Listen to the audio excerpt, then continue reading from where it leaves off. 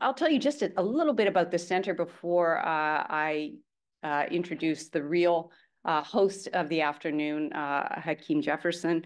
The Center on Democracy Development and the Rule of Law, as its long, awkward acronym CDDRL suggests, is an interdisciplinary center for research on development in all of its dimensions: political, economic, legal, and social, and even psychological, and the ways in which these different dimensions interact with one another. We, as a group of scholars, seek to understand how countries can overcome enduring problems of poverty, instability, and abusive rule to become more prosperous, just, democratic, and well-governed. We just celebrated last year our 20th anniversary, and it was so much fun. I feel like we should just keep counting and getting new jackets every year. 21, yeah, we passed that line. We also want to analyze the ways in which democracy and development can be threatened by an authoritarian resurgence, technology, populism, and broader processes of globalization and development. And so it's our pleasure this afternoon to inaugurate a brand new research program here at the center, the program on identity, democracy, and justice, led by Hakeem Jefferson, which will advance innovative research on different dimensions of identity and their role in democratic development, struggles for recognition, social justice, and inclusion. And I will let Hakeem tell you more about his intentions for the program as he introduces our speakers. I will, though, quickly introduce Hakeem Jefferson, who was the booming, resonant voice asking you, beseeching you really, to move in so more people can sit down. And I really appreciate that. And I think it's a very auspicious start that you actually listened to Hakeem on that. Hakeem is an assistant professor of political science here at Stanford. He came to Stanford from the University of Michigan, and he's been very, very good about not gloating or trading down, I suppose, in terms of football teams. Hakeem is also a welcome faculty affiliate at the Center on Democracy Development and the Rule of Law. He is a scholar of race and racial division in the US, as well as identity. And we are so happy that he has been able to start this program and with such a wonderful event. And so I won't mention the two gentlemen sitting in the front row. I will let Hakeem introduce them. So thank you, Hakeem, for doing this.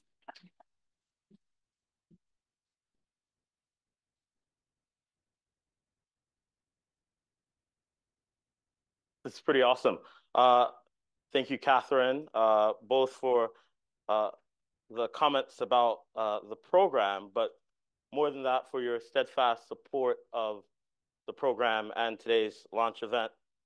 I also want to take a moment to thank my colleague in political science, Mike McFall, for his generous support of the program as the director of the Freeman Spogli Institute. I also want to thank Hashem Salim, the associate director for research at CDDRL, and Didi Kuo, who held the same position until recently, for their support and for their wisdom. I'm also grateful to the staff of CDDRL for making all of this work so seamlessly, at least on my end. I'm especially grateful to Amy, to Nora, Chelsea, and Kristen for their work. And finally, thanks to my brilliant graduate students, Casey Ree, without whom none of this, the program, this event, any of it would be happening.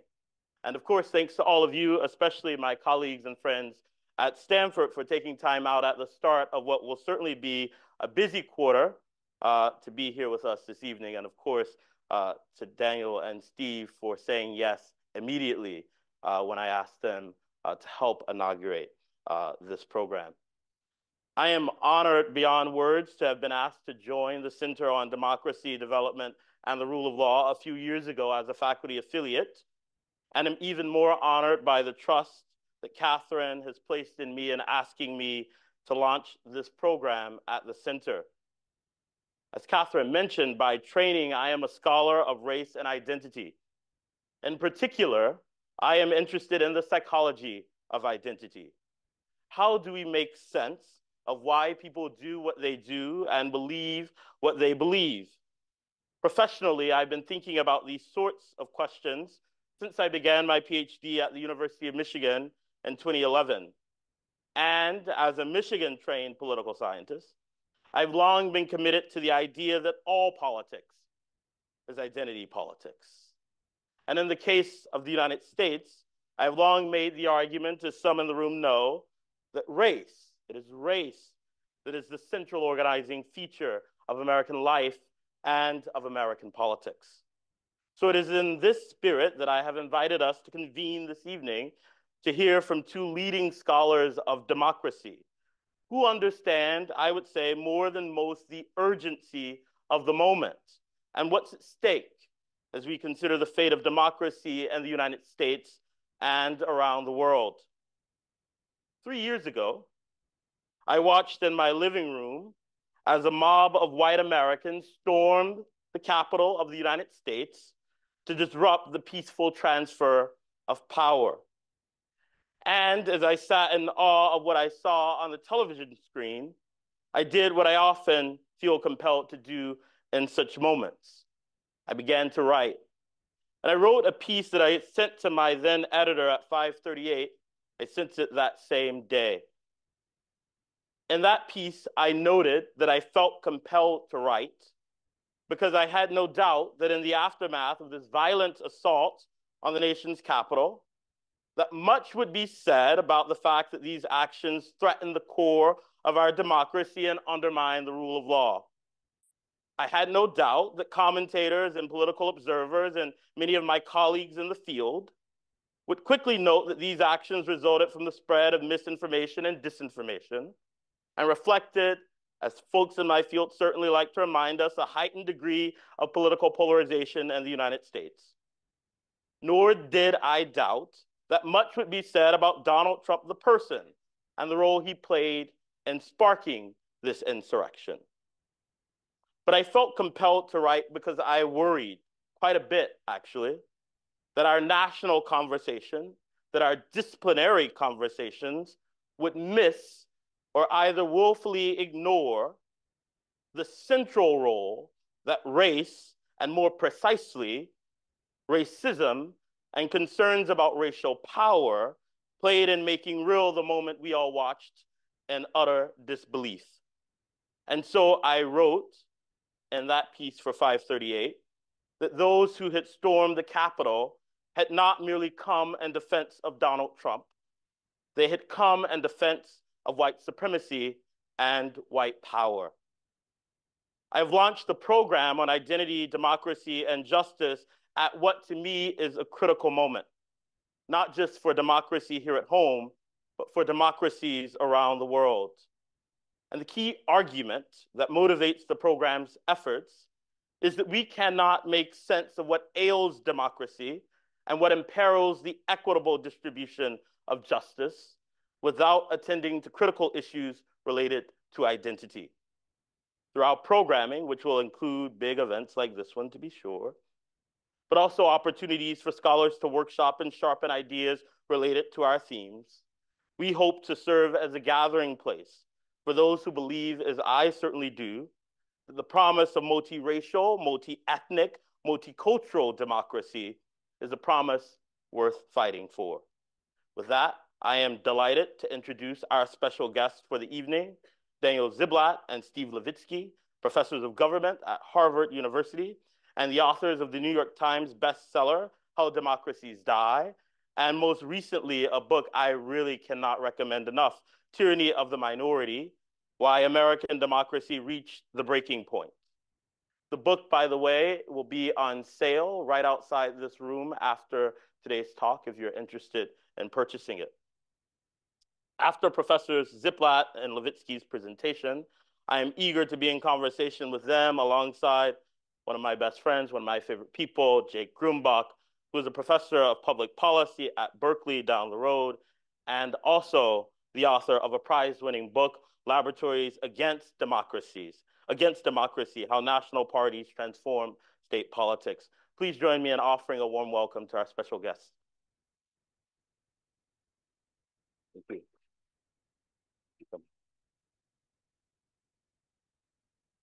Hakeem seemed surprised that we were so quick to say yes to an invitation to fly from Boston in January to Palo Alto.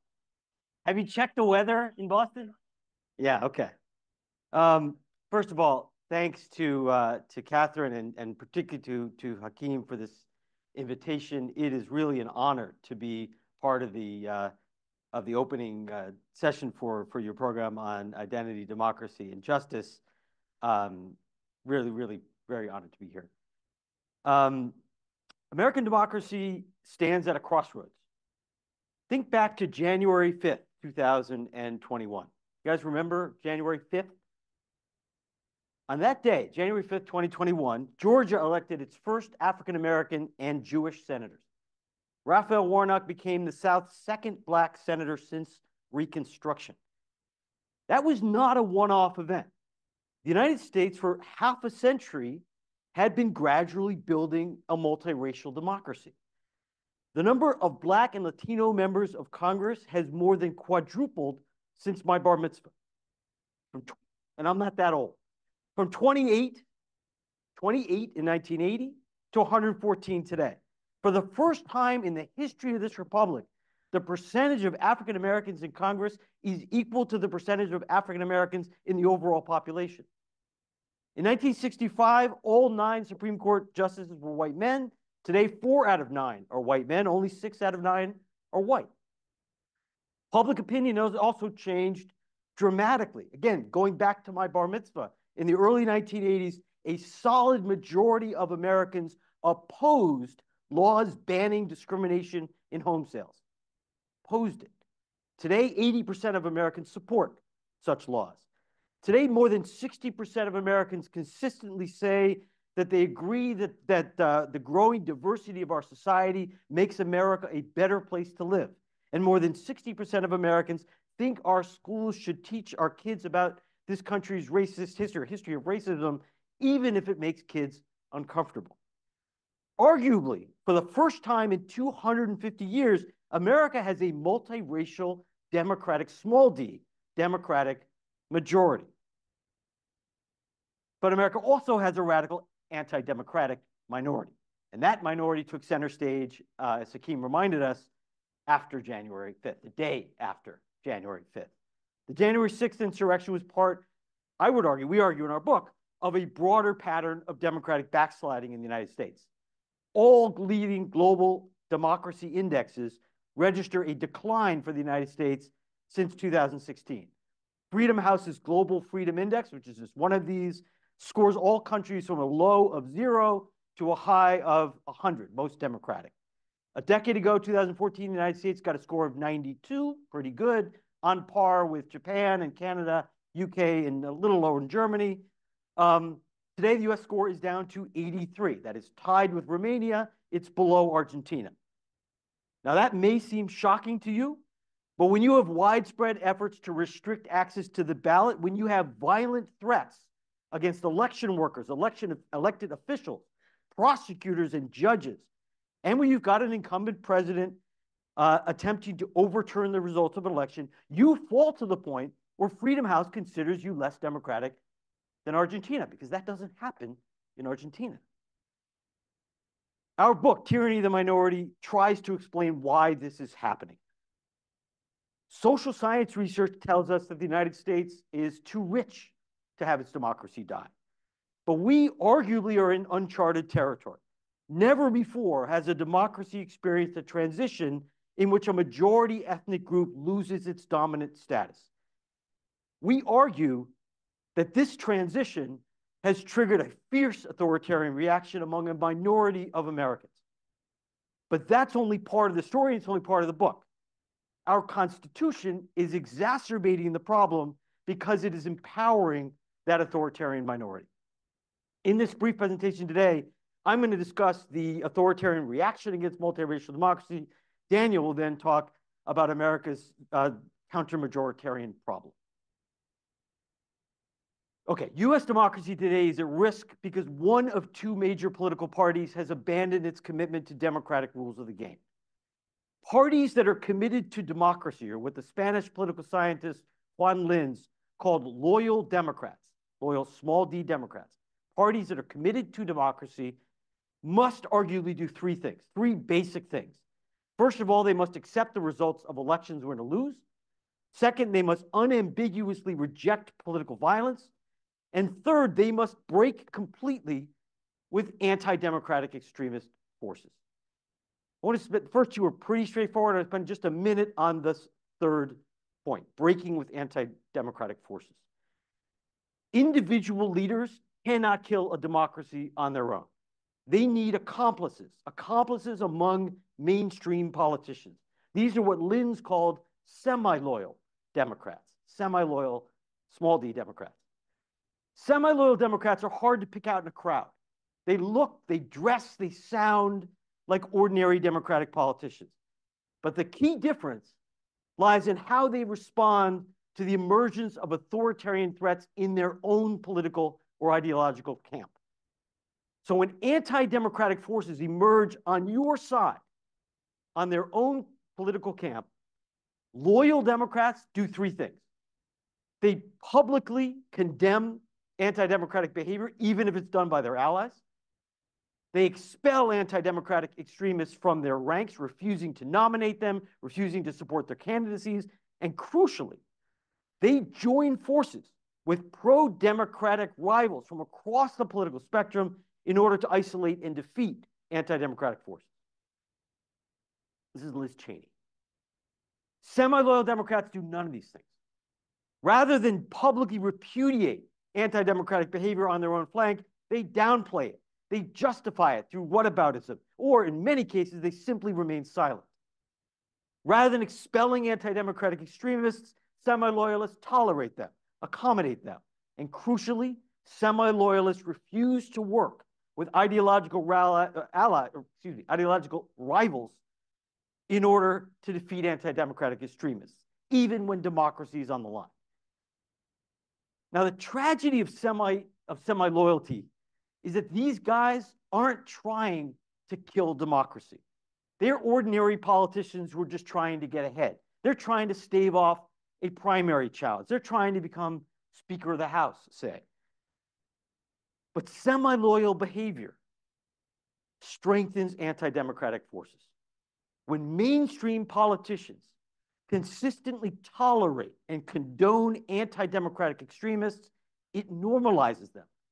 So major media outlets start to treat them like ordinary politicians. Donors who once shunned them decide it's okay now to fund their campaigns. Leading pollsters and consultants start returning their phone calls. And of course, eventually, voters start taking them more seriously. A really clear lesson from democratic breakdowns in Europe in the 1930s, from Latin America in the 1970s, is that when mainstream political parties of the center left or the center right start to tolerate, start to flirt with violent extremists, democracies get into trouble. So Trump's authoritarianism is obviously a threat, but the greater threat, what keeps me up at night, a lot of things keep me up at night, but what keeps me up at night is the pervasive semi-loyalty today within the Republican Party.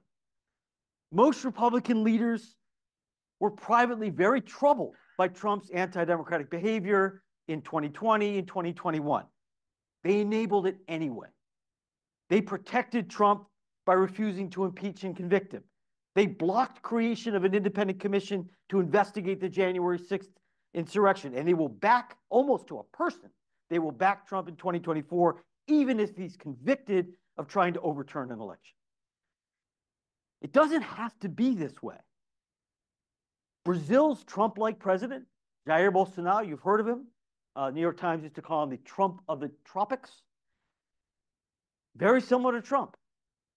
He lost his re-election bid in 2022, and like Trump, he tried to overturn the results of the election.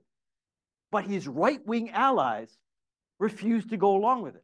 All of Brazil's leading conservative politicians publicly recognized Bolsonaro's defeat on election night. The president of Congress, leading senators, governors, the Mitch McConnells, the Kevin McCarthys of Brazil all accepted the results of election publicly on election night. Brazil had a January 6th-like event on January 8th, 2023. Protesters stormed not only the Capitol, they stormed the presidential palace and the Supreme Court too. But conservative politicians in Brazil forcefully condemned the insurrection, and they backed a congressional investigation into it. Nobody downplayed it. Nobody condoned it. No one defended it. Finally, whereas Republicans will nominate Trump this year despite his coup attempt, in Brazil, Bolsonaro has been barred from office for 8 years, and very few conservative politicians have rallied to his defense. So whereas Trump remains a serious contender for the US presidency, Bolsonaro is today an increasingly marginal figure in Brazil. My point is, there was another path. Republican leaders simply did not pursue it. So in our view, and we lay this out in the book, Republican leaders' refusal to unambiguously accept the results of an election, their growing tolerance of political violence, and their willingness to support an openly authoritarian candidate are evidence of a party that is no longer committed to democracy. So why the hell is this happening? Why would an established political party like the Republicans, a party that has been competing in elections for more than 150 years, go off the rails and turn away from democracy? Turn away from democracy far more even than the Brazilian right. We argue ultimately that it's a fear of losing. For democracy to work, parties have to be able to tolerate losing. Nobody likes losing, but they got to be able to tolerate. They got to be able to live with it. To live with losing, parties have to believe that losing will not bring ruinous consequences. When parties or their constituents come to believe that losing poses an existential threat, they tend to radicalize, and often they turn against democracy. We saw this, and we have a chapter on this in the book, with Southern Democrats during Reconstruction in the US South. Reconstruction was America's first experiment with multiracial democracy. It brought widespread Black enfranchisement. African Americans were an outright majority or a near majority in most Southern states, so their enfranchisement terrified Southern Democrats and their supporters. Not only did Black suffrage threaten the Southern Democrats' electoral dominance, it threatened the entire racial order in the South. And for many Southern whites, that felt like an existential threat. The Democrats responded to that perception of threat by using violent terror and election fraud to seize power illegally across the US South. And they entrenched themselves in power by eviscerating African American voting rights. Unwilling to accept defeat, unwilling to accept multiracial democracy, the Democrats established a system of authoritarian rule in the South that would endure for nearly a century. We fear that something similar is happening today to the Republican Party. And the roots of that phenomenon go back quite a bit. They go back at least to the civil rights reforms of the 1960s. Civil rights reforms of the 1960s were the beginning of America's second experiment with multiracial democracy. Back in the 60s, the Republicans were the minority party. And the civil rights revolution generated quite a bit of resentment among white voters, especially in the US South. And the US South had been overwhelmingly Democratic. So white voters in the South were overwhelmingly Democrats. They were, many of them, not happy with the civil rights revolution. So the Republicans viewed the reaction to civil rights as an opportunity to expand their base, an opportunity to build a majority party. So beginning with Goldwater, continuing through Nixon, Reagan, the Republicans spent good 20, 25 years pretty consistently targeting racially conservative and eventually white Christian voters. And it worked. In a little over a generation, Southern whites flipped from being overwhelmingly Democrats to being overwhelmingly Republicans. The Republicans won the white vote in every presidential election since 1964.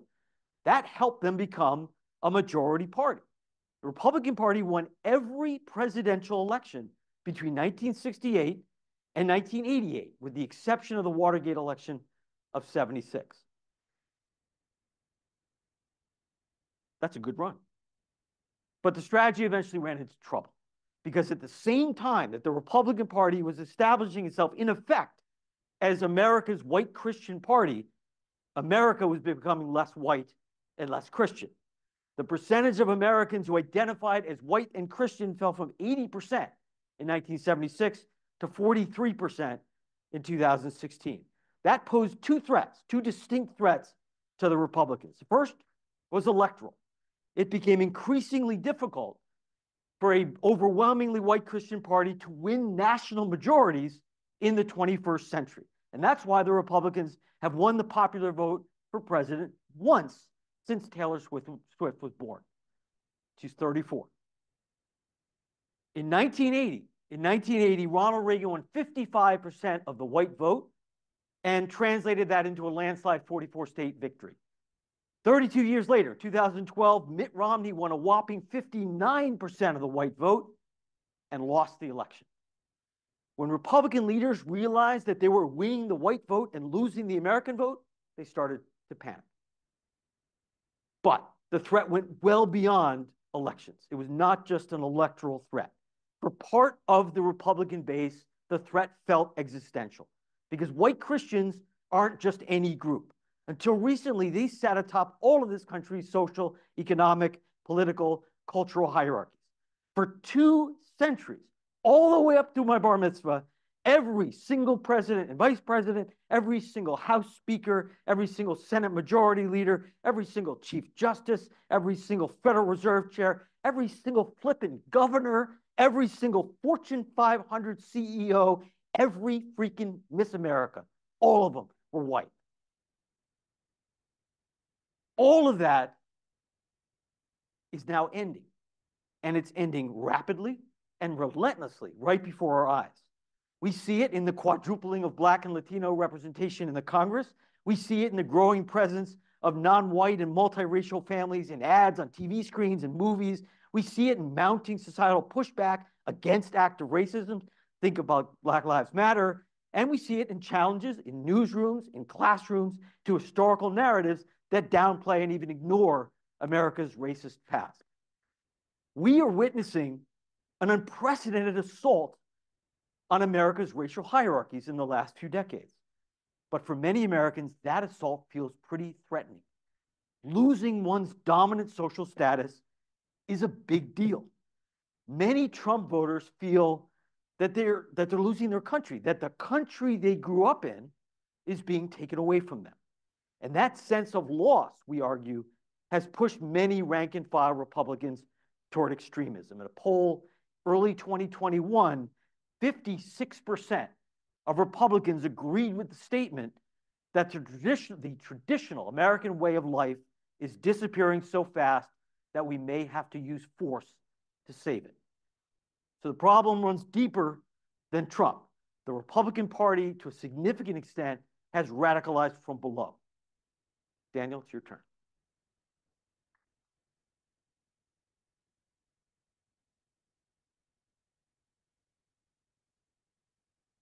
Little intermission. Thank you, everybody, for the invitation to be here.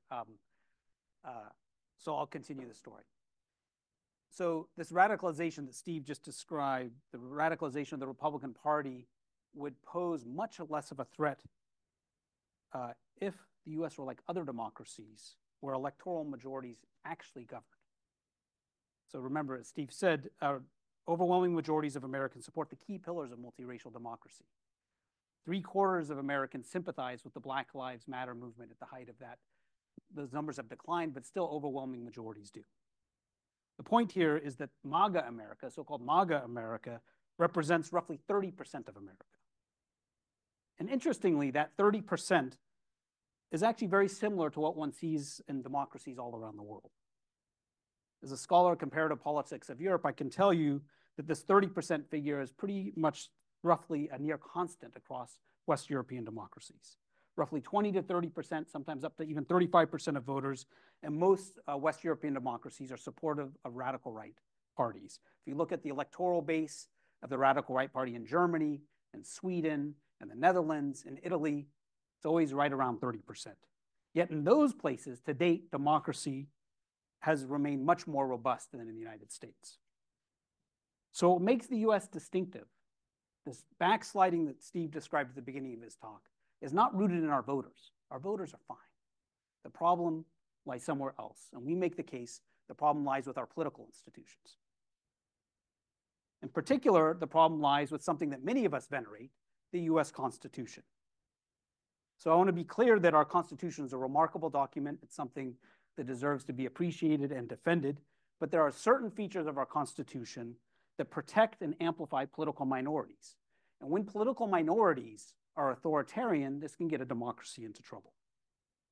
Now, at the time that the US Constitution was written, the Constitution was a revolutionary document, but was crafted in a pre-democratic era. It was designed in part to protect against the tyranny of the majority, but it has generated the opposite problem. More so than any other democracy on earth, electoral majorities cannot win power, and when they win power, they have trouble governing. Now, we often think of counter-majoritarian institutions, those that constrain majorities, as essential to democracy, and many of them are.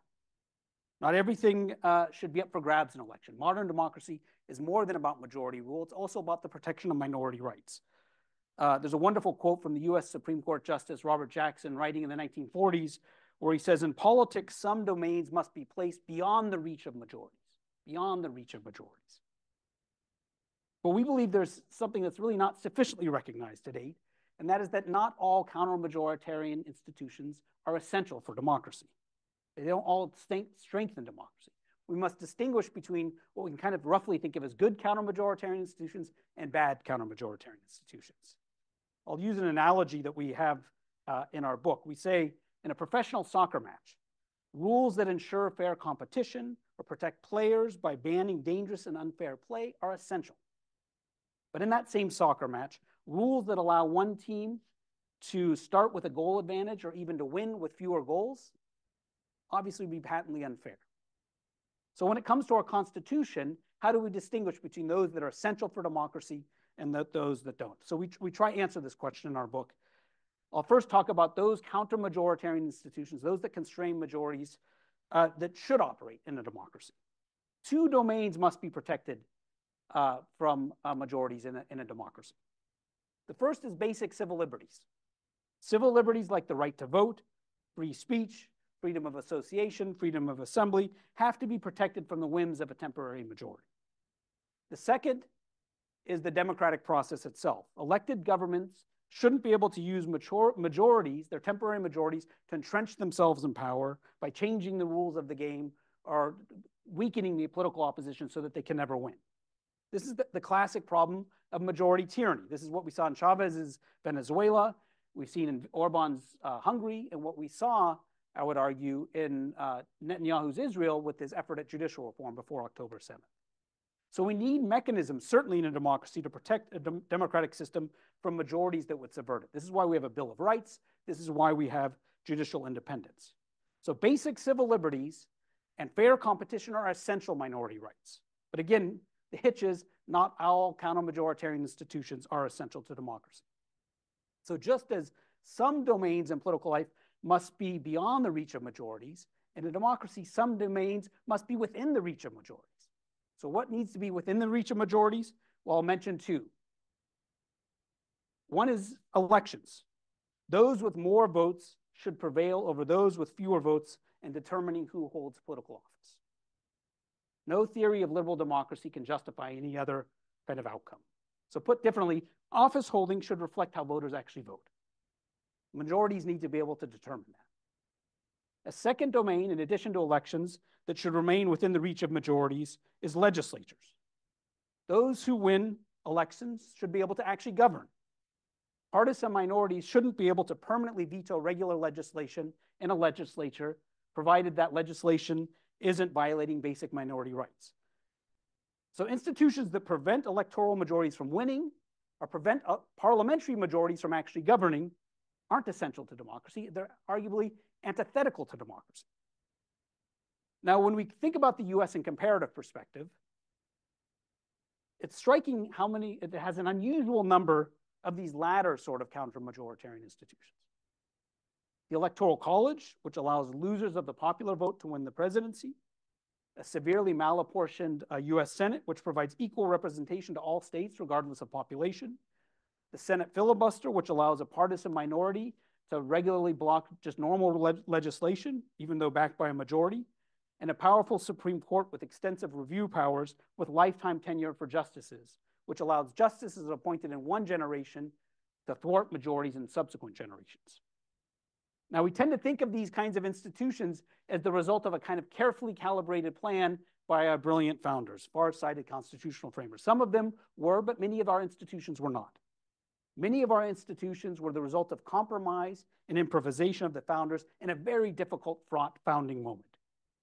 And those concessions and improvisations and compromises built a set of biases into our political system, overrepresented small and sparsely populated states. The Electoral College, the US Senate, and because the Senate confirms the president's appointees to the Supreme Court as well. Now, this rural bias has nearly always been there, but it has never seriously advantaged one political party over another political party, because for most of our history, both parties had urban and rural wings. Only in the 21st century have US parties begun to split so starkly on urban and rural lines, in which the Democrats are overwhelmingly the party of metropolitan areas, and the Republican Party is the party of rural areas, sparsely populated areas. Now, this gives the Republicans now a systematic advantage in the Electoral College, the Senate, and the Supreme Court, which allows them to win and to hold on to power, often without winning popular majorities. Now, this bias has three very specific consequences for our democracy. First of all, it gives rise to the misperception of partisan parity. Our politics looks often like a dead heat, where both parties look like they're stuck in a stalemate, alternating in politics. But this isn't quite correct, because this is in large part an institutionally engineered stalemate that is democratically unfair. So consider the presidency. As Steve mentioned before, Democrats have won the popular vote for the presidency 7 out of the last 8 presidential elections. Republicans have only won once since 1988. But Republicans have held the presidency for nearly half this time. Something similar is true in the US Senate today. US senators are elected to staggered 6-year terms, with a third of the Senate being elected every 2 years. So this means it takes 3 elections over a 6-year cycle to fully renovate the Senate. Democrats have won the overall popular vote in all of these election cycles in the 21st century, but Republicans have controlled the Senate for nearly half that time. And then finally, the Supreme Court. 3 of our current 9 Supreme Court justices were nominated by a president who lost the popular vote and confirmed by a Senate that didn't represent a majority of Americans. It's really hard to justify this outcome with any theory of democracy. It's systematically unfair. Second consequence is that this is beginning to feel like minority rule to many Americans. Policy preferences are becoming more and more out of sync with policy outcomes. So as we show in our book, majorities of Americans support more robust gun control, or more robust policy efforts to address economic inequality, and support abortion rights of the sort guaranteed by Roe versus Wade. Now, this disjuncture between what voters want on the one hand and what public policy looks like, there are a lot of reasons for that disjuncture. But our institutions are certainly contributing to this in important ways by not allowing majorities to actually govern. And then the third consequence is a kind of less appreciated consequence, I would say, of America's counter-majoritarian institutions, and this effect is that they unintentionally reinforce Republican extremism by shielding the Republican Party at the national level from competitive pressures. Democracy is supposed to work like a market. When firms can't sell products, they lose money. When firms lose money, they come under pressure to fire managers and develop better products. In democracies, parties are supposed to win elections. When parties repeatedly lose elections, they're supposed to adapt and broaden their appeal. When the Democratic Party lost 3 consecutive presidential elections in the 1980s, they moved to the center and picked Bill Clinton, a moderate, to run in 1992.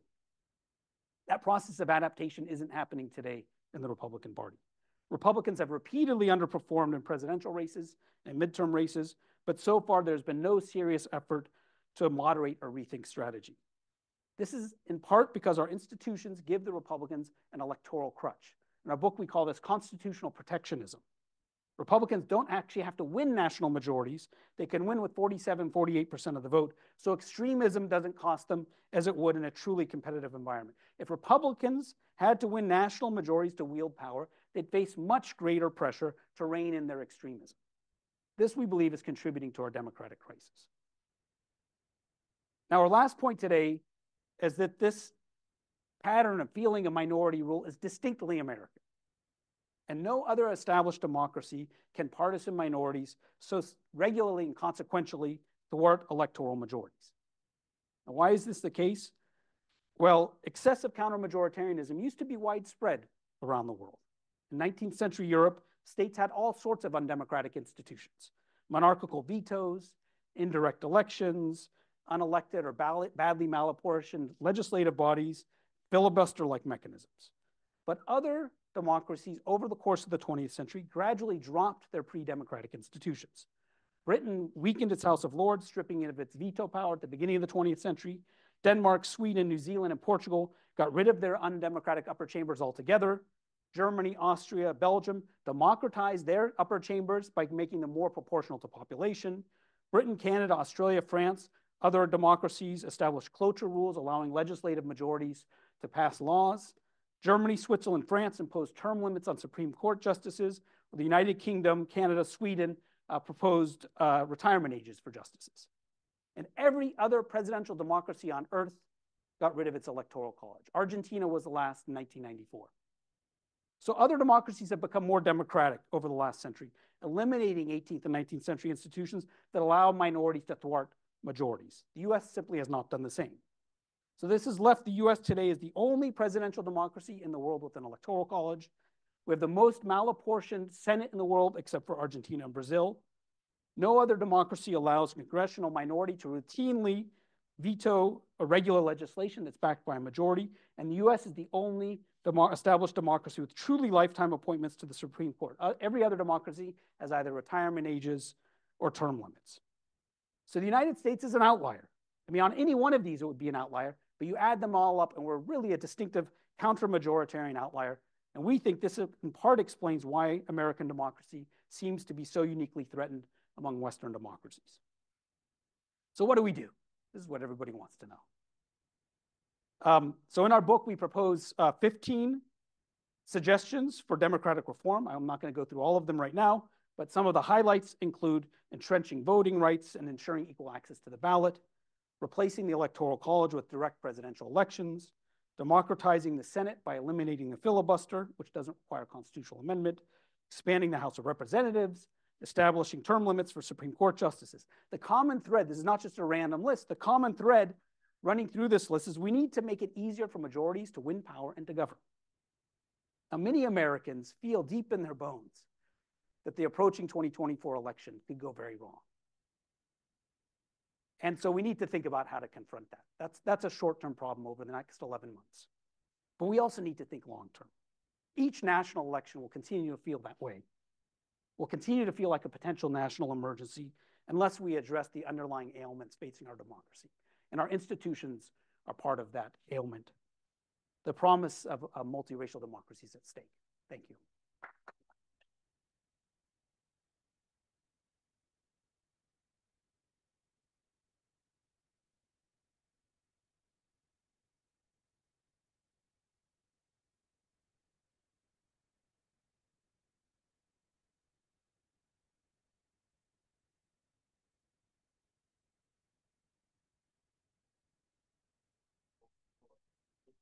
I really do recommend something. I read it over holiday back in South Carolina, and not the most relaxing thing to do, but it was interesting, compelling, and instructive. And so instructive in part because of the comparative lens that Steve and Daniel bring to this text. And Jake and I sit on the panel with you as two Americanists who think about these issues of democracy and a very particular case as you outline. But one of the things that's really striking about this book is some of the similarities that you draw out. And I was going to read some of this from chapter 2, but there's too much French in there, so I decided not to embarrass myself in public. My mom, I think, might be watching. But I invite you, by way of hopefully sharing a little bit of this French case with French words that you presumably can pronounce. Some of these similarities that you see as we study democracies or the history of democracies around the world, and perhaps for those of us in the room who might know a lot about this particular case, what do we learn by taking on this comparative lens that you all bring to view in this book. But please do tell them about the French case because it's so crazy to read. Latin America. Let's go to So, chapter 2 of our book, we begin with the story of February 6th, 1934. So France at this point was Europe's oldest democracy, a pretty stable democracy. The French like to think of their Third Republic as a model for the world. There were a lot of disgruntled people. This is the middle of the Great Depression. And on that particular day, a bunch of militia members and veterans and kind of ragtag groups, some guys in uniform, sometimes other guys not, gathered out in front of the French Parliament. The police showed up. The members of the French Parliament were indoors voting on a new prime minister. The police showed up to protect the Parliament building, and these guys attacked the building. The police were on horses, some of them.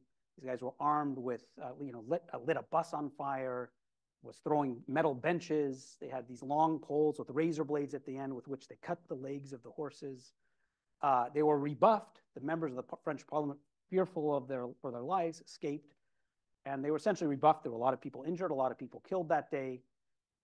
French democracy survived. But what was so striking was that it turned out upon investigation that a lot of members of the French right inside the Parliament building knew this event was going to happen. Members of the French establishment, the right, were organizing this for days before this event happened. An investigation was undertaken, but one of the key things that happened was how the establishment responded to this. I mean, these kinds of attacks happen all the time. We mentioned Brazil. Something happened in Spain similar to this in 1981. The key thing is, how does the establishment respond? And in France, what happened is the French right, the establishment of the right, didn't respond well. They kind of talked out of both sides of their mouths. They said these guys were heroes. The real villains were the police. Within 6 years, of course. Sounds familiar. Yeah. Yeah. Within 6 years, of course, French democracy was dead. I mean, not due to these guys directly, but the invasion of the Nazis. But there were many on the French right who embraced the invasion of Hitler. And there was the socialist Jewish prime minister at the time, Leon Blum, that was not very popular on the right. There was a very popular slogan on the French right after this: better Hitler than Blum.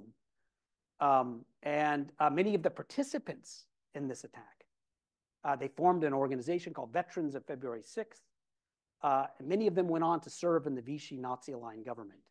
And they were treated as heroes. And so the point here is, by not holding these guys to account, not only legally, but politically, by not distancing themselves, the French establishment, by not distancing itself from these guys, it weakened the immune system of French democracy.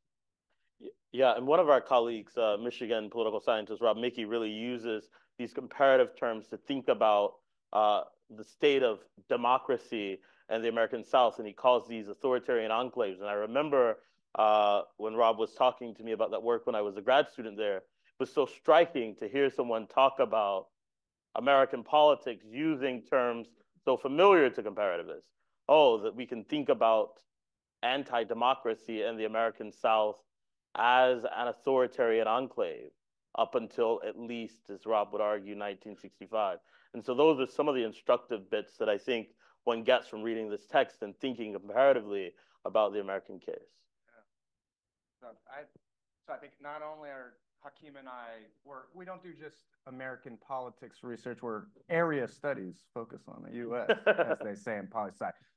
But the comparative lens adds a lot to this analysis, and then also a focus on institutions. So there can be a range of explanations for social change, including threats to democratic institutions and systems by going, super structural. We're in the rise of globalization and the internet is something that structurally hit the world and may destabilize democracies around the world, or to the hyper-personal. So Donald Trump is a particular individual. Political science Unji Kim, for example, studies the effect of his appearance hosting The Apprentice, actually, really mattered for his popularity in the Republican primary. And then the particular way the Republican Party and conservative media are organized in the primary in 2016 really mattered. So how did you, you guys are historical institutionalists, but how did you come to focus on this sort of middle explanation, which is the rules of the game, as the key sort of driver of your explanation? It's a great question. I think, first of all, we don't exclusively focus. God forbid we be thoroughly institutionalist. The story half the book is on institutions, but there are really important societal changes that are contributing. So our institutions contribute to minority rule, but the problem is greatly exacerbated by the fact that our institutions are protecting what has become an authoritarian minority party. And that, although as Daniel pointed out, is reinforced by institutions, is not rooted in institutions. So it's not entirely an institutional story. But I think Daniel put it nicely in the beginning of his part of the talk. There are a whole bunch of global challenges facing democracies. Western democracies, rich democracies are facing rising economic insecurity over the last generation, the rise of social media, the internet, and growing diversity due to large-scale migration. This is a challenge facing every democracy in Western Europe, but only in the United States.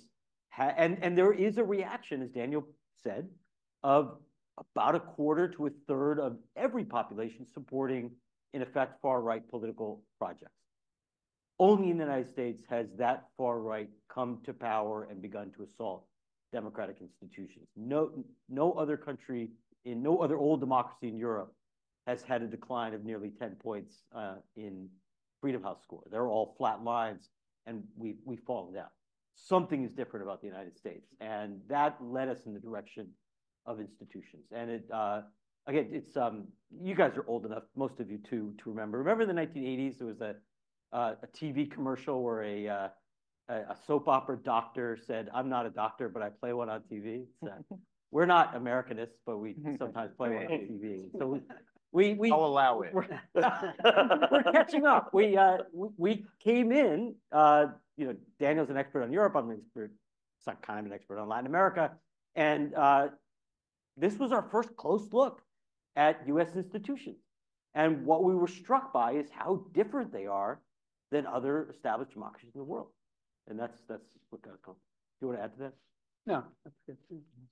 Yeah, I think one of the conversations we had at breakfast this morning was some inside baseball, but hopefully we can make it legible to a broader crowd. But these ongoing debates and the discipline about whether folks like you and I think Jake and I would put ourselves in the same company are alarmists. Whether, you look in the aggregate and democracies are doing fine on average, the argument goes that some have made.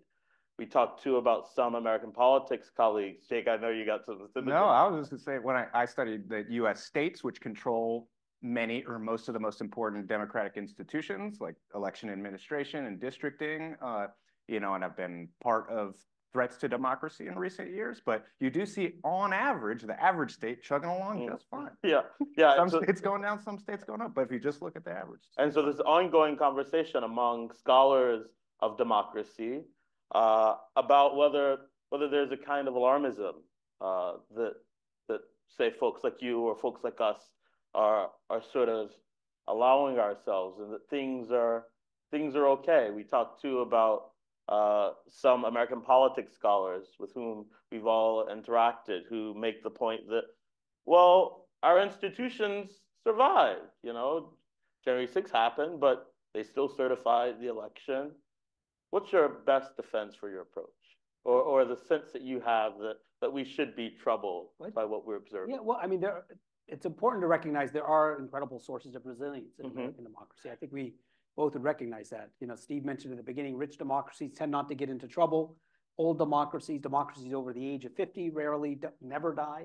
American democracy, even if we code it as beginning in 1964 and 65, which I think is the right way to think about it, when all Americans gain the right to vote, is older than 50. So it should be secure. And these two data points, age and wealth, matter not just on their own, but because they predict a whole set of kind of structures of civil society, a pluralistic society. And so there are great sources of strength. So the fact that we've had these declines is pretty striking. And I think the point of looking at January 6th and saying, well, this is a great victory for American democracy is sort of missing. I think that the mistake that one can make in this is to think that there's a way in which our democracy is kind of like a machine that runs on its own. And if you've grown up in a democracy that's been around for a long time, it's easy to take it for granted. It's easy to assume that things will just work out. And the danger of that is that then it tempts people to behave recklessly. I mean, I think one of the ways in which many people who maybe don't particularly like Trump or don't like the kind of rhetoric that one hears, violent rhetoric, election denialism, but you sort of think, well, it's okay. People can see that. We're going to be fine. We're going to be fine. And I think the point of looking at the US comparatively is to understand that, no, this stuff actually does matter. And democracies that look stable can often decline rapidly in very surprising and dangerous ways. And so, when things work out, then, I mean, there's a sense, I think both of us are very cautious of sort of being perceived as like the boy who called wolf. I mean, I think we really want to point out the strengths of American democracy, but there's no question that American democracy has declined over the last several years. And this is a puzzle, and we need to figure out what's going on, because, the motivation to write this book is in order to figure out what to do, we have to understand what's really gone wrong. And if we don't figure out what's gone wrong, we won't know what to do about it. Really quickly, I think it's very clear that a democracy in which one of two major parties is not committed to playing by democratic rules of the game is in peril. Not necessarily dead, it is under threat. And I think it's very, very difficult at this point to contest the claim that the Republican, we spent a lot of time in this book, that the Republican Party, its behavior over the last 4 years, it is suggestive of a party that's not committed to democracy. Obviously, everybody watched January 6th. That ought to be, I think, enough to convince most of us that something is wrong. But let me just point to one other phenomenon in American politics today that we don't talk about or see as much, but is really fundamental. And that is violent threats. Violent threats against election workers, violent threats against elected officials. If you read the recent biography of Mitt Romney, he describes how the calculation that senators made on a relatively important vote, the vote to convict Trump, the calculation they made was based in part on the fear that if they voted to convict Trump, they or their families would be subjected to violence, right? So in a democracy, political scientists assume that politicians make an electoral calculation. They assume that when deciding between voting for X or Y, I'm going to think about, well, how is this going to affect my status in a primary? Or how is this going to help me win re-election? That's sort of how politicians are supposed to calculate in a democracy. But today, and this is not speculation, this is not forecasting, this is happening today. Our politicians are making decisions, legislative votes, whether or not to support Donald Trump in the primary in the election, whether or not to convict Donald Trump in the Senate, making decisions not based on, is this going to affect me in the primary, but rather, are my family, are my kids and my wife or husband going to be safe? That's not a democratic calculation. That's not a calculation that occurs in a democratic society. To me, that's a sign that first of all, it's not only about institutions, but our institutions are not working okay. I think it's fascinating, the levels to this, because 10 or 20 years ago, my research 10 years ago, very much on, no, politicians are responding to donors when they vote and thinking how dark that is, and then think how much better institutional structure that is than responding to violence. So I want to talk more about, Steve brought up Juan Linz's concept of semi-loyal Democrats and steadfastly loyal Democrats, small d democracy. And you guys talk a lot about politicians and members of the Republican Party and so forth, but parties are coalitions of groups in society, groups that have identities and issue interests, whether it be, abortion rights or, climate change or gun rights or gun control and whatnot. How do we understand semi-loyal Democrats in broader society? And I think when I think of Dan Ziblatt's work, his 2017 book on the conservative dilemma was highly influential over my thinking about how parties work when in terms of their support for democracy and groups in society. So I'm wondering if you can sort of explain a bit more about not just politicians and their calculus, but about coalitions and groups within society and how their incentives towards supporting or rejecting democracy. Yeah, well, so I mean, this book is really focused on elites, and the category of semi-loyalty was intended by Linz as a kind of way of understanding and assessing how politicians ought to behave and how they do behave. And so we don't talk about semi-loyal citizens. I mean, that's sort of less a relevant way of thinking about it. I think it's, really intended to describe the behavior of political leaders. But of course, political leaders aren't, I mean, as your question alludes to, they're not acting in a vacuum. They are responding to their voters. They're responding to threats. They're responding to where the voters think that, where they think their voters are.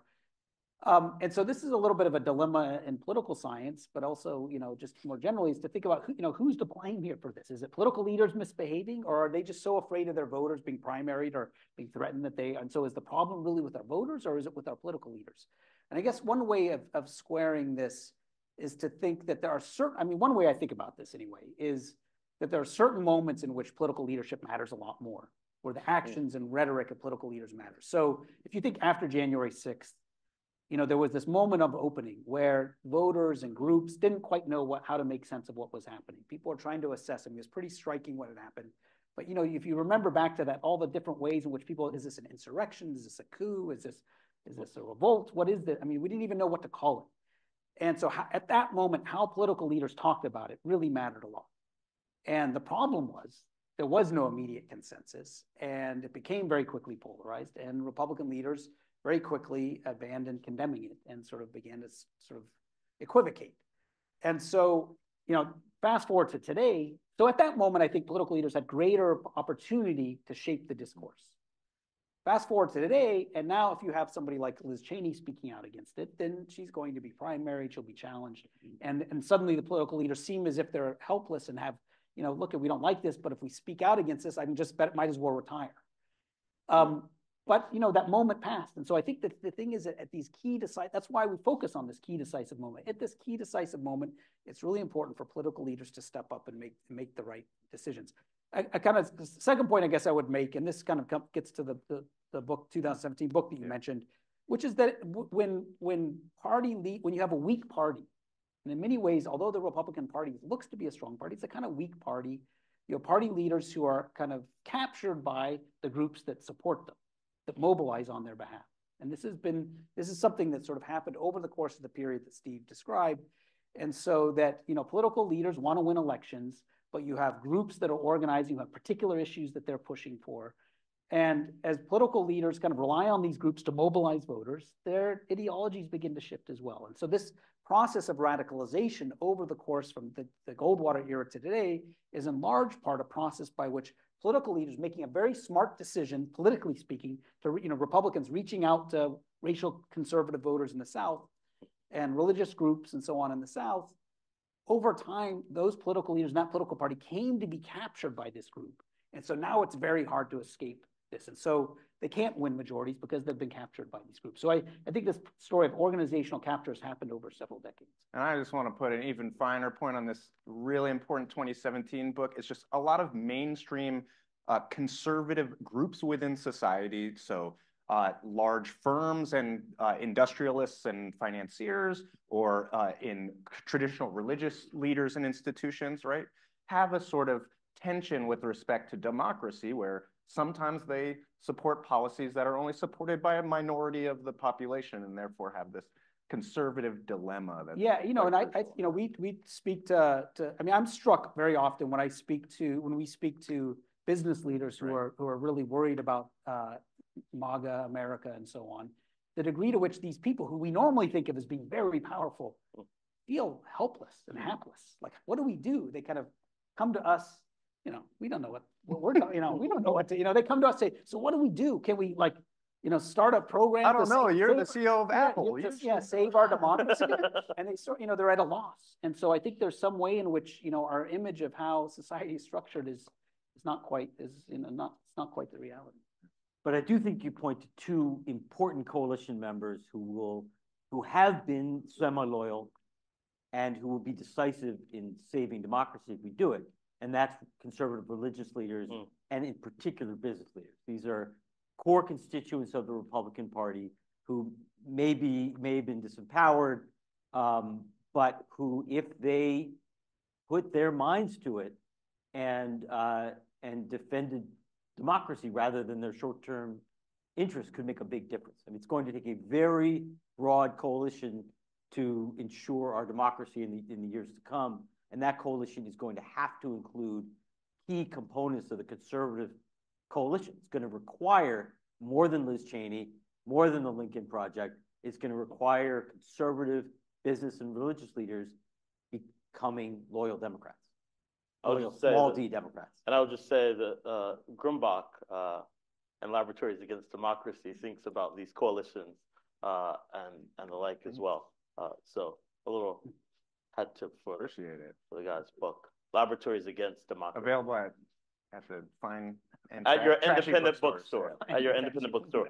We want to invite people to begin thinking about moving toward the microphones, and you know, I'm going to insist that it really be a question, a very quick question, so that we might fit in several of them. And I'm teaching this quarter, and so I have good management skills if I think we're going outside of the space of, say, a question. But as folks move toward the microphone, and I want to invite you to ask a question, but as folks are moving toward the microphone, today's conversation is titled, you know, Multiracial Democracy and Its Future in the United States. Adam Bonica and I have the privilege, and sometimes I think the burden, of teaching the intro to American politics.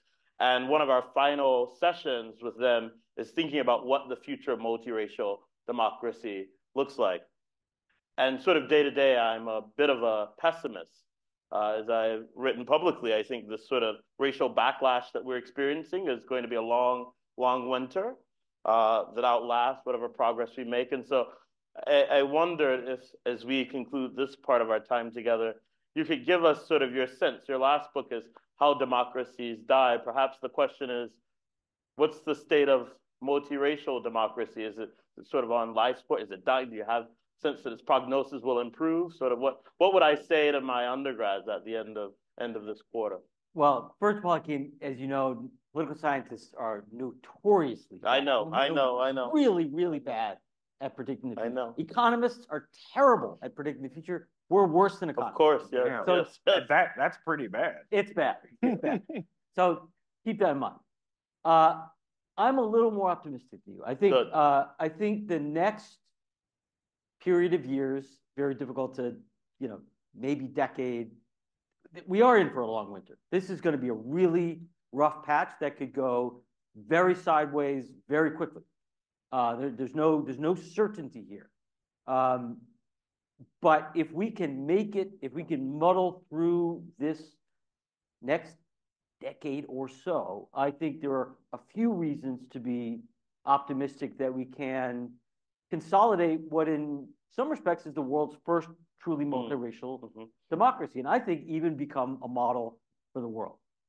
Three factors that I think work in our favor. One is strong institutions.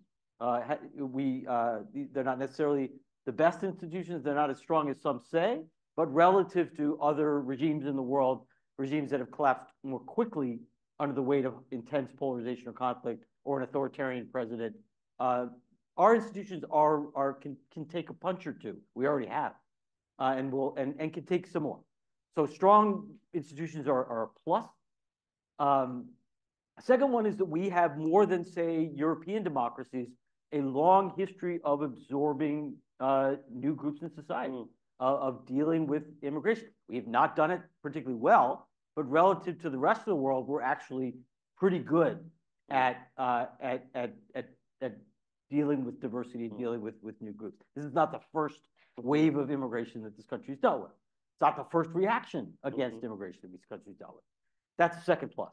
The third one, and the one that helps put me to sleep at night, is that younger generations of Americans are much, much more wedded to the core principles of multiracial democracy than my generation is, or older generations. The millennials and especially Gen Z are much, much more comfortable with diversity and more committed to racial equality than we are. And I think if we can get there, if we can hang on for the next decade or so, and if we can empower them, if we can give young people more voice, I think there's a good chance that they get us there. Thank you. And just want to thank you all for what has been a busy day. Steve and Daniel made time to meet with a group of undergraduate students today, some of whom might be in the room. And so thank you for that commitment to meeting with our undergraduate students alongside our PhD students and some postdocs as well. We're going to open the floor for what are going to be nice, quick, crisp questions. Please. Yeah, thank you so much for your talk. I want to ask you, in your section on kind of possible reforms, as political scientists, we can try to draw distinctions between pro-democratic and anti-democratic efforts to change the rules of the game in a way to structurally shift the balance of power. But you can imagine those distinctions aren't necessarily self-evident in the broader US population, particularly Republicans that are going to be on the losing end. And I'm curious how we kind of might mitigate two risks that seem to arise from this. One, we know that generally it's counterproductive or at least dangerous in democracy is when one party believes that losing poses an existential threat. And if structural reforms are on the table in a way that really would put the Republican Party out of commission for a few election cycles, that seems dangerous. It also seems like by opening up this whole Pandora's box almost of structural reforms, we're maybe shifting the bounds of reasonableness in such a way that would allow Republicans themselves to maybe change the rules of the game in a way that to entrench their own power. So great. I think we understand the thrust of the question. Thank you. Yeah, so no, very good question. And I think it's really important to have a conception of democracy in our minds of what counts as democratic reform. I mean, I think there's not, as you say, there's not going to always be broad consensus on this, but if we think of democracy as being essentially three core pillars, more participation, more competition, and more civil liberties, anything that encourages that is, in my mind, fair game for democratic reform. Anything that restricts competition, restricts participation, restricts civil liberties is not democratic. So I think as a matter of, from at least my perspective, I think it's pretty clear. Now, I take the point that, some reforms might be perceived as being an existential threat, but I actually think some of our reforms, it's not really always clear who the beneficiary is going to be. Eliminating the filibuster, it's very possible Republicans benefit from this more than Democrats. I mean, who knows, really? Introducing term limits for Supreme Court justices. This can be done in a way that nobody knows who's it's going to benefit because you can sort of put it off into the future and, it's sort of behind a veil of ignorance. The eliminating the electoral college, I mean, this reform will only come when you have 2/3 of the House and the Senate approving it. So by definition, it has to be bipartisan. And we talked a lot about this today. I mean, one of the ways that this might come is, let's say a state like Texas goes Democratic, and suddenly it'll be very unclear, like who's going to benefit, who's not. And in that moment of uncertainty, it's possible for reforms to happen. So I think reforms need to happen in a way that sort of happen within the kind of, and this is often where, I mean, there's two ways that major reforms come. One, when it's unclear who the beneficiaries are going to be. And two, when the costs are so great on political leaders of not reforming that they have to take action. And I think both of those that's how the civil rights reforms in the 1960s came. I think both of those are viable pathways. I'm sorry, Steve, did you want to get in?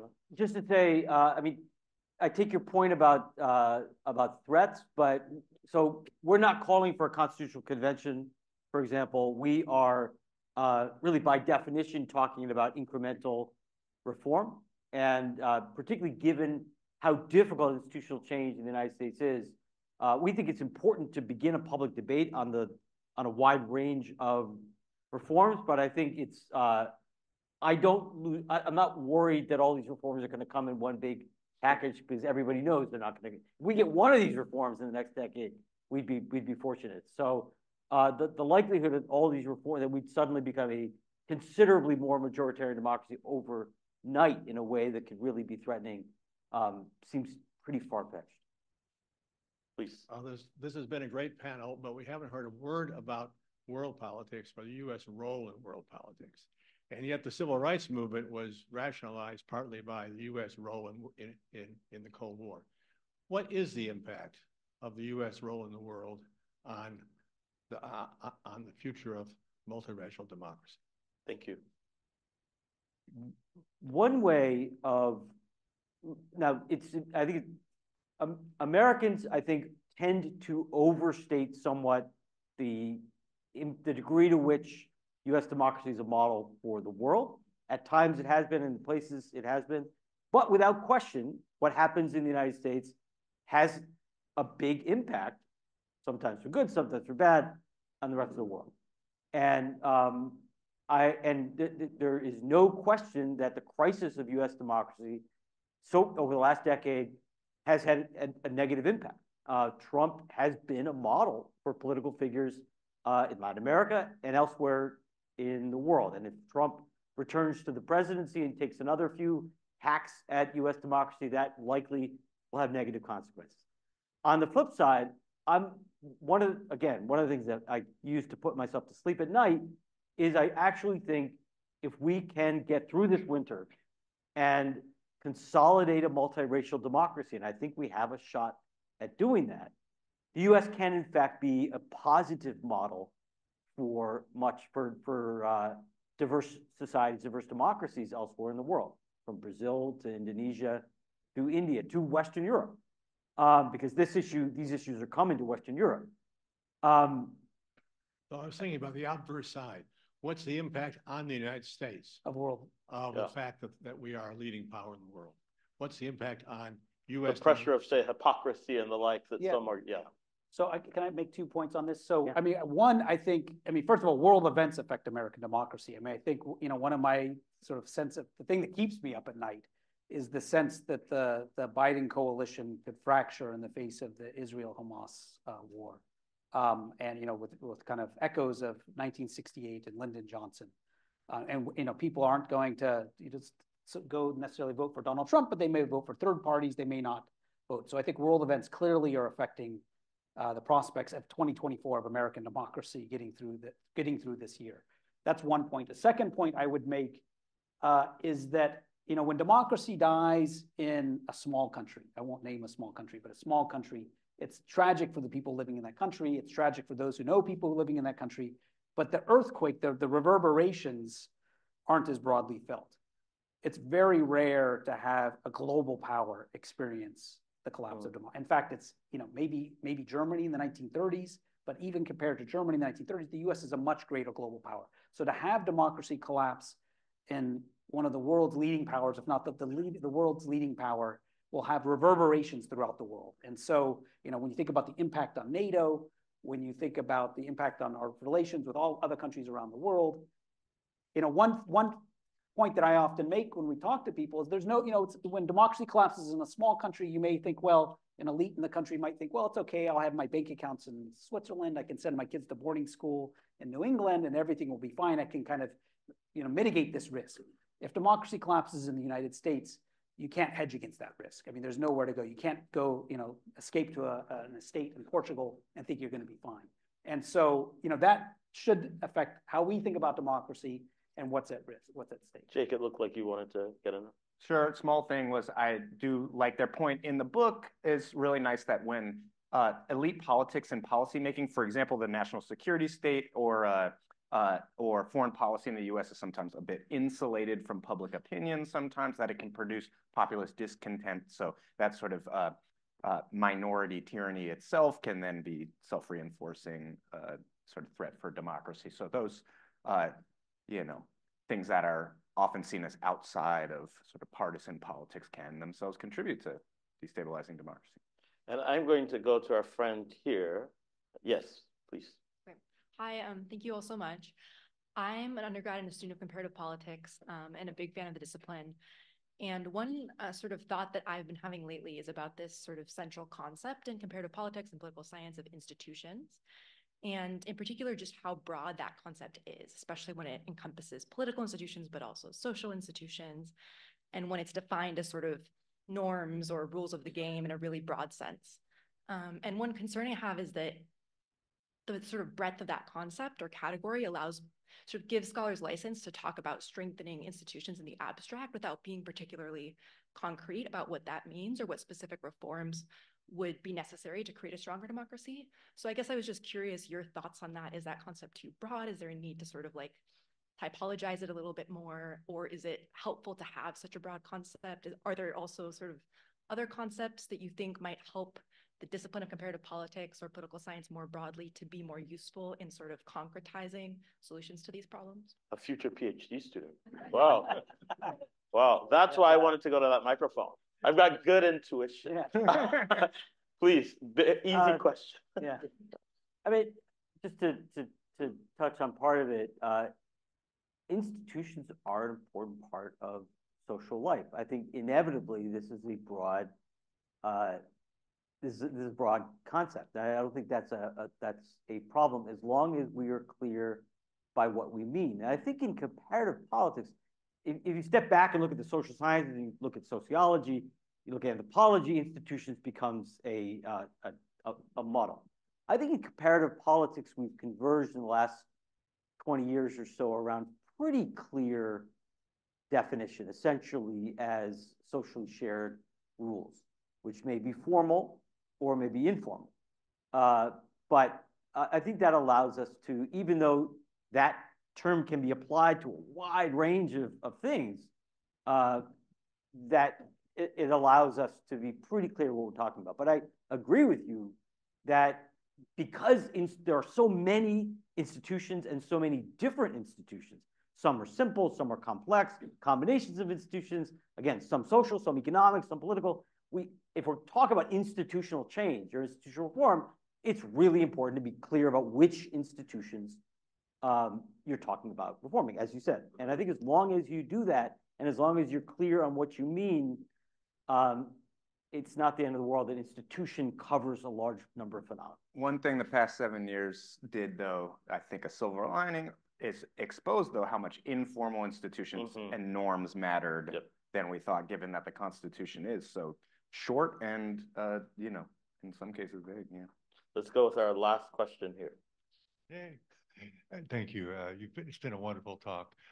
You mentioned the idea of an emplaced legacy elite group effectively losing their power, and that's serving as essentially a social cleavage and the right fertile ground for a con man like Donald Trump to come in and plumb that social grievance. Have you thought, well, I'm sure you have. Could you talk about other social grievances? The biggest one that I continually harp on is that of income inequality and the sense that people think that the game is rigged, and that in particular since the Reagan era, the last 40 years, both parties have effectively let the rich run the table. And that leaves people operating in a sense of unfairness, distinct unfairness. And someone like Trump, again, can come in and say, hey, I'm here for you, despite it, you know, how could you possibly look at him for you? This was such a good question. And if I could use, I guess, whatever prerogative I have to begin and answer this question by recommending some work, if you haven't encountered it, by another political scientist, Ashley Jardina, who's written some really good work in a book called White Identity Politics, thinking about this group threat that Steven Daniel mentioned. I think it gives a nice, robust case for perhaps the centrality of this particular racial threat. And political scientists have debated quite a bit since Trump about whether it's race or whether it's economic grievance or instability and the like. And I think where many folks have come down in thinking about this is that we can't really understand this perception of economic instability, particularly among white Americans, without thinking about their perceived entitlement to a kind of economic stability. That is, that they're not evaluating their own conditions in a vacuum. They're evaluating their conditions relative to groups whom they perceive have gotten ahead at their disadvantage. And so just to complicate our thinking about this a little bit, and thinking about class, which my students often love to talk about instead of race. That's not what you're doing, of course. But to think about the ways that even in thinking about the role of class and economic perceptions of economic stability or instability, we have to be thinking about race. But that wasn't a question for me. No, but that was a hell of a lot better answer than we were. Yeah, I think that's a great answer. And I mean, I just would add to it, but I think yours sort of is advanced beyond mine, actually. That I mean, one way of thinking about it is economic inequality. Another way of thinking about it is economic inequality and these kinds of cultural changes, not only about race, but about gender as well. Yep. Provide incredibly potent raw materials in the hands of a demagogue who want, so people feel economic displacement along the lines that Hakeem's describing. It's very easy. It doesn't take that talented of a politician even perhaps to make appeals to race to get people to and racism to kind of mobilize voters. And so it's just there's powerful raw materials, and in the hands of a talented demagogue, it can be incredibly dangerous. I think you had a nice point that you just whispered in my ear. Do you want to make once you Jake, get the last point, then we got to get out of here. I expect Oh, and Steve wants a point, so make it quick. No, let me say my point is not even very interesting. So we'll end with you, Jake. I think it's just important to remember that not all Trump supporters are economic losers. There are many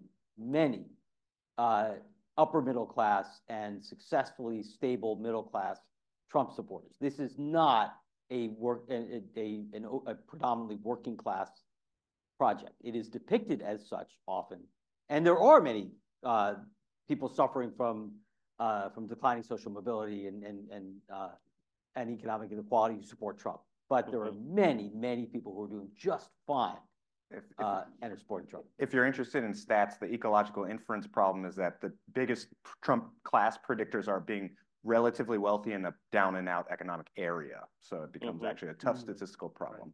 But I was going to say just the history of the intersection of race and class and democracy in the US. This is a thing from these earlier periods of democratization in the US that Steve and Dan have talked about. When we think about the 1930s, the beginning of the long shift of the parties on civil rights, especially in the North, and labor unions at the center of them, integrating labor unions and the CIO especially. This was a known thing, and the KKK in the South against, for example, Operation Dixie by the AFL-CIO. Like, these were KKK recruitment posters that was basically saying prevent a essentially class multiracial coalition from forming in the South to destabilize the planter power and bring in civil rights and more economic equality. These were linked throughout the 20th century and are still linked today in struggles for democracy in the US. I think giving Jake the last word is often a good idea, so we're going to do that here today. Thank you so much.